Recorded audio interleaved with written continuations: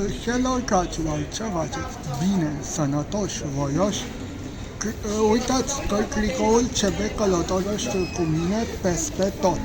Și astăzi ne aflăm la încă un eveniment special și anume lansarea în România a smartphone-urilor XIAOMI 15 și XIAOMI 15 Ultra.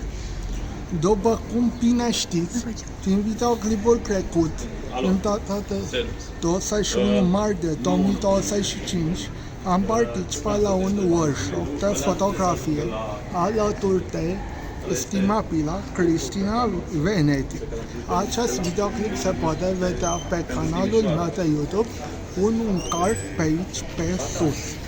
Dar poate vă întrebați cum am ajuns eu aici. Ei bine, la finalul acestui workshop am avut și un concurs unde doar 5 persoane puteau câștiga invitații la lansarea locală a smartphone-urilor. Eu m-am numărat printre norocoși și acum, iată-mă aici la lansarea acestui smartphone inegalabil și minunat. Acestea fiind zise, vor urma imagini de la lansare, dar nu în ultimul rând, nu uitați să dați un like acestui videoclip, un subscribe dacă vă place ce facem aici și un share pe rețelele sociale pentru a vedea și prietenii voștri de munca minunată pe care o depun pe acest canal de YouTube. Aceasta fiind zise, haideți la lansare!